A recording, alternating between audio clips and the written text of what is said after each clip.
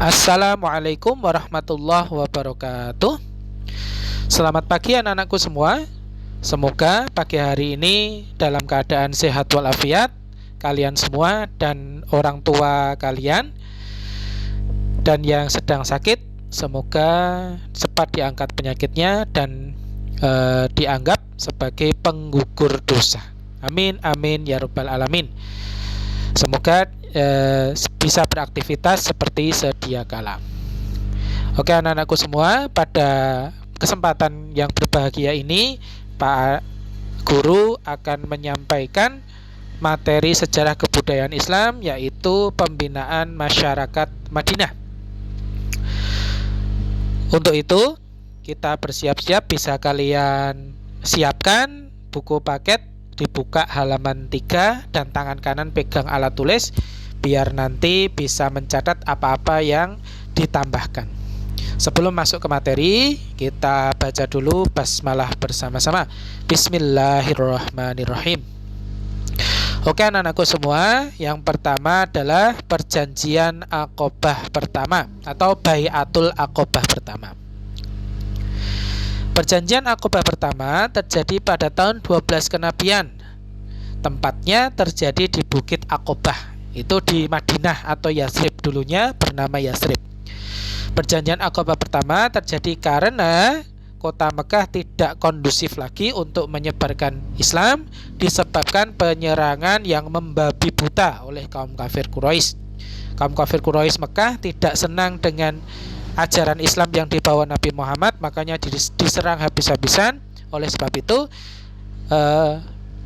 Nabi Muhammad dan para sahabatnya diperintahkan untuk berpindah atau hijrah ke Madinah atau Yasrib.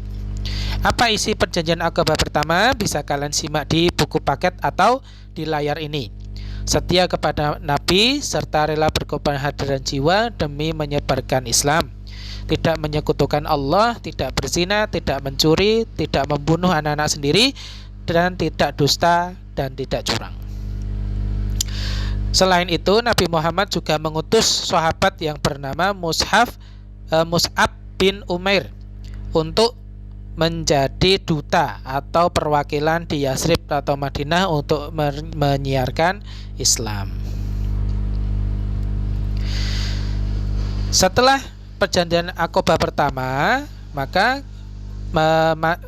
datang lagi rombongan yang berjumlah lebih banyak dari Bai'atul Aqobah pertama, yaitu 73 orang. Makanya dibuatlah perjanjian Aqobah kedua.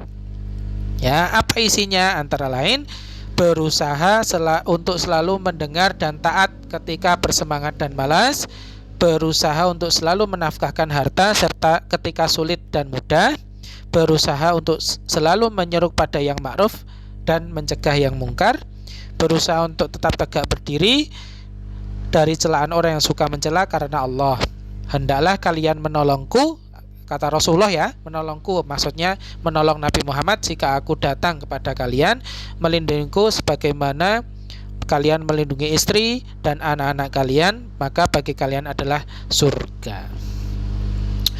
Setelah hijrah ke Madinah, ya, Nabi Muhammad dan para sahabatnya berusaha untuk membangun kembali yang pada saat itu sebagian besar umat Islamnya belum banyak.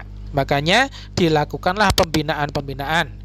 Yang pertama, pembinaan dalam bidang agama.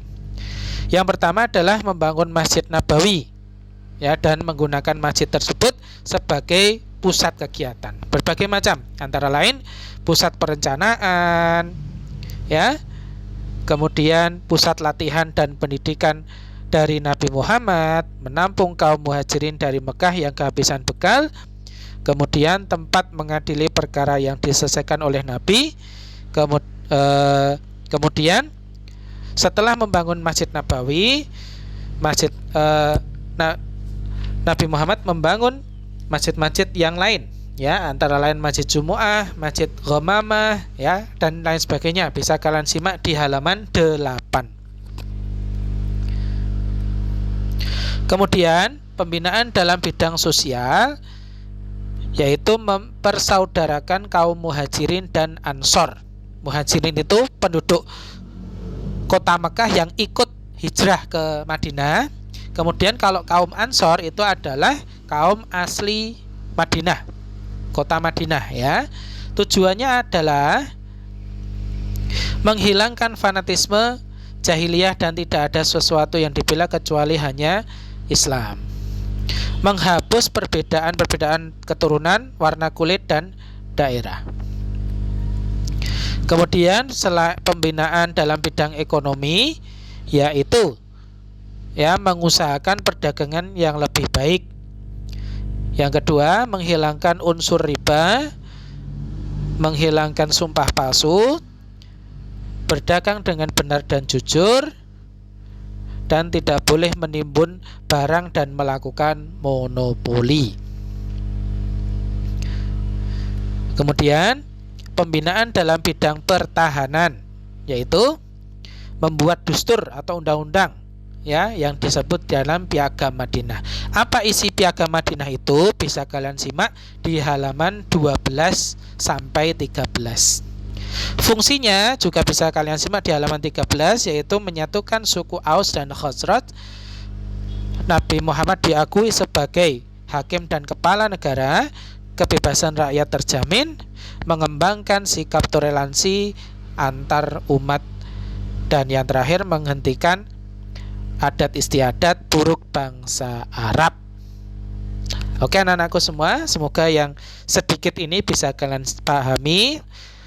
Kemudian bagi anak-anakku yang belum paham atau ketinggalan, bisa kalian tanyakan di kolom komentar YouTube atau WA pribadi Pak Guru. Oke anak-anakku semua, setelah menonton tayangan ini, video pembelajaran SKI ini, kalian bisa latihan soal yang sudah Pak Adi siapkan di link Google Form. Oke anak-anakku, pesan Pak Adi, tetap jaga kondisi, lakukan protokol kesehatan meskipun di rumah. Ya, semoga kita terlindungi dari wabah pandemi COVID-19 ini. Amin, amin, ya rabbal alamin. Akhirul kalam, wassalamualaikum warahmatullahi wabarakatuh.